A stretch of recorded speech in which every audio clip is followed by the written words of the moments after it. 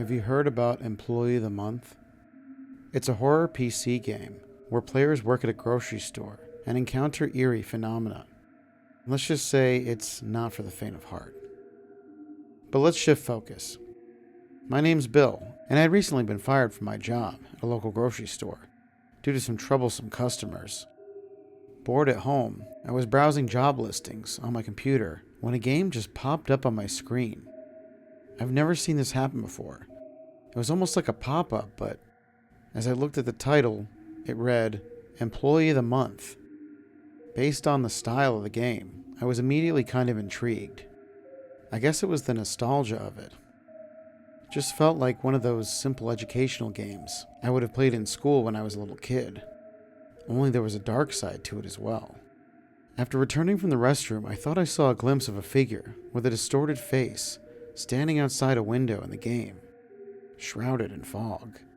The figure then vanished when I went out to investigate. Assuming it was just a normal part of the game, I shrugged it off. However, moments later, my boss's voice from within the game urged me to check outside again. And once again, the figure eluded me. Back inside my room, a chilling message appeared on the screen, addressed to me, followed by a cutscene of thick fog engulfing the store. As panic set in, I found my character trapped. As the fog crept closer, in desperation I hid him in the closet, only to discover a note proclaiming, "You're fired." Weirded out, I saw the figure once more, now advancing toward me. My computer refused to shut down, playing eerie music incessantly. This was getting too creepy for me, so I left the house to get some air and try and wrap my head around what I had just seen. That was when I got a text from a friend informing me that my old boss, Jason, had passed away suddenly. Freaked out, I immediately decided to go back to my house and reformat my hard drive so that I would definitely not see that game again. That seemed to work, at least for a little while. In fact, months passed, and I had almost forgotten the whole ordeal, until an unsettling email hit my inbox. When I looked at the from line, I almost couldn't believe my eyes. It had been sent from Jason, my dead ex-boss's Google account. When I opened up the email, the sentences within made my blood run cold. They said, "I am the harbinger of the fog.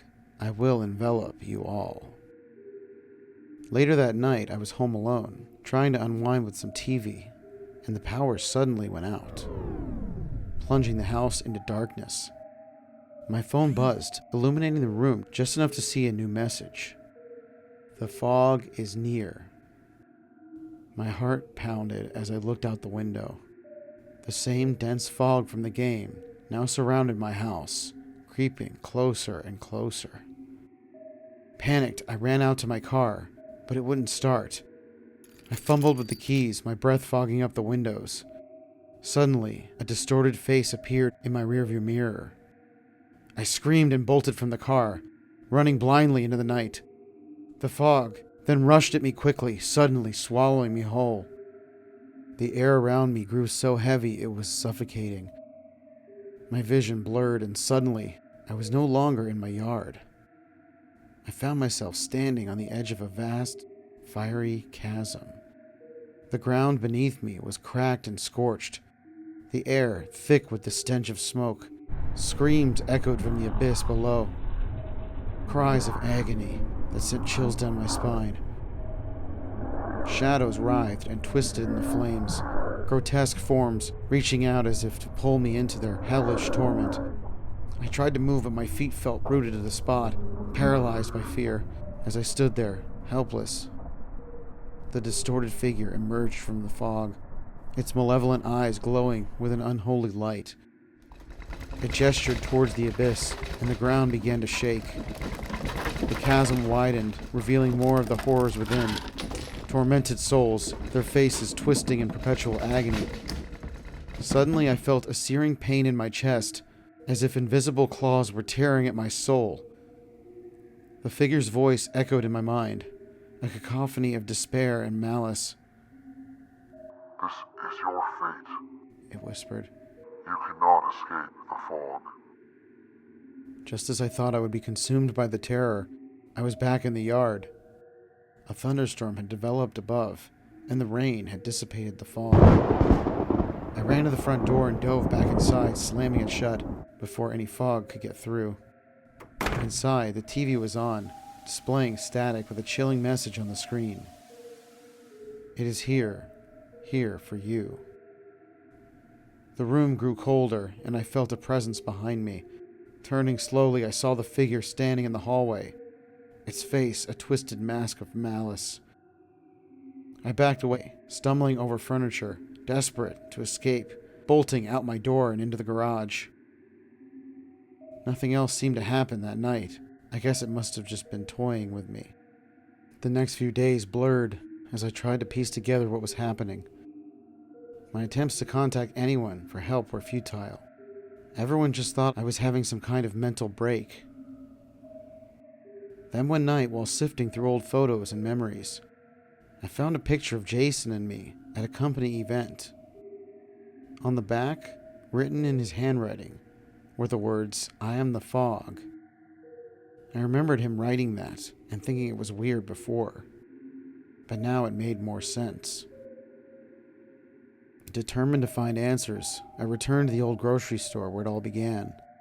The store was mostly abandoned, although it still had electricity, yet it was a shell of its former self. Inside, dust-covered shelves and empty aisles added to the eerie atmosphere. As I ventured deeper, I found a hidden office behind a row of mostly abandoned shelves. Inside, an old computer hummed to life, displaying the same game from before, Employee of the Month. A final message popped up. This was never a game. The screen flickered and the room filled with fog. The distorted-faced figure emerged from the shadows, and I realized that the game was some kind of portal, a connection to something sinister that had latched onto me. In a last-ditch effort, I smashed the computer, hoping to sever the connection. The fog dissipated, and the figure vanished. For a moment, I felt a sense of relief, but as I turned to leave, I saw another note pinned to the door. Escape is futile, for the fog will always return. I had a feeling at that point that I would never be truly rid of this, and would have to just learn to accept my fate. Exactly 1 year later, the fog did return, this time spreading throughout the center of town. People vanished, and the same distorted figure was seen, lurking in the shadows. The town's residents whispered about the curse, tracing it back to the old grocery store and the mysterious game that started it all, until again, it vanished without a trace. I still think about the game every single day, trying to figure out what it was that Jason had done to alter the game, and why it wanted me. Sometimes on foggy nights, I swear, I can still hear the haunting whispers of the entity, reminding me that while I may have escaped its grasp for now, the fog is never truly gone. It lurks in the shadows waiting for the right moment to return. And deep down, I think I know that someday it will likely get what it wants.